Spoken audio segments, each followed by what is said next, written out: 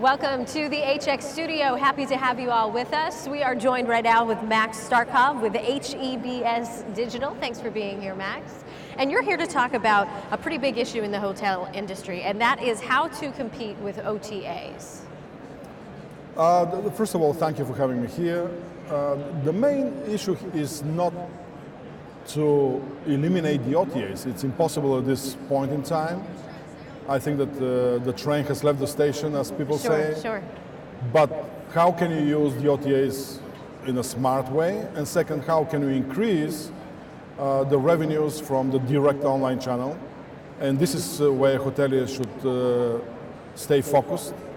So first of all, very few hotel companies have an overall direct is better strategy. And this is where any hotelier should start with developing a direct is better strategy. Sure. Explaining to top to bottom, explaining to the management team, to the front desk team, why a direct booking is better than a booking through the OTA, and how the commissions that are paid to the OTAs deprive the property from payroll, from bonuses, from opportunities for promotions, or even opportunities to renovate the product. Right, that big loss in revenue with somebody going to an OTA versus a direct booking, that has a trickle-down effect, is what you're saying. Yeah, exactly. And it's, I mean, take a look. Typically, the difference between a direct booking and a booking via an OTA is 10 to 1. That's the cost of the booking that the hotel pays. So how does the hotel get that back? I mean, how do they compete? Well, the main I would say, the starting point is developing the strategy, as I mentioned. Direct is better strategy, which involves education of the staff, which also involves identifying the best of breed and best practices in the field.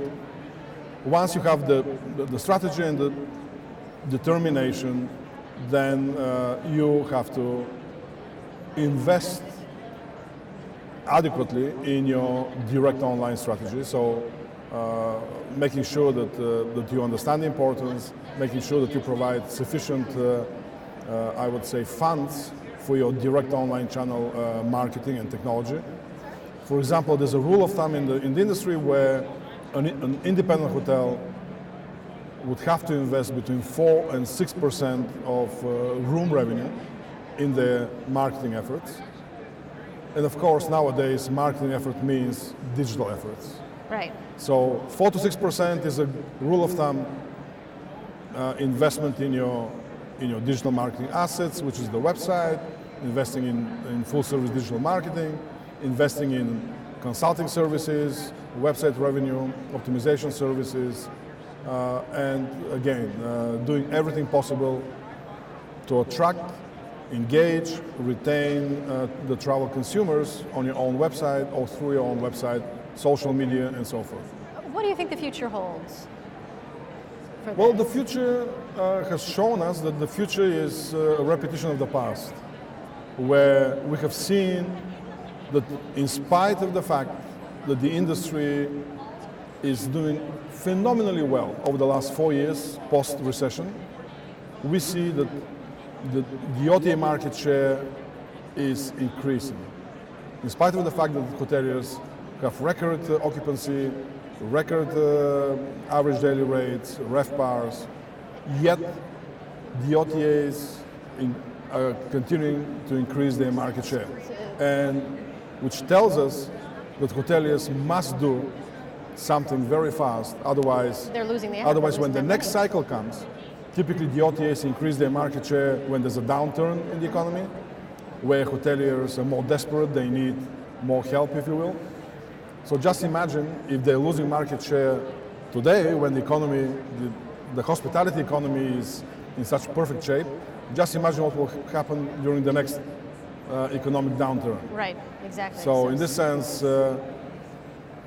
strategy, direct is better, investment in digital, technology, marketing, know-how, best practices, and also the last component is learning how to merchandise your product. And this is crucial because hoteliers are trying to sell on price as opposed to sell on value. Right. And when you sell on price, you cannot compete with the OTAs because that's all they do. Right. Exactly. That's all they do. Price is the only way that they sell the hotel product. So when you learn how to merchandise your property, how to sell on value, and you sell a different price to a girls' getaway, different price point, a different value proposition to a family traveler, then they'll a start business traveler. seeing some results. Exactly. So Okay. this is an art, the lost art of sales in hospitality, where because of the internet, many hoteliers started selling on price as opposed to value. Well, we appreciate you being here, and we appreciate all that advice. Certainly good advice, a lot of points there. Thank you so much. Max, thank you so much for being here You're with welcome. HeBS Digital. We'll see you next time at the HX Studio.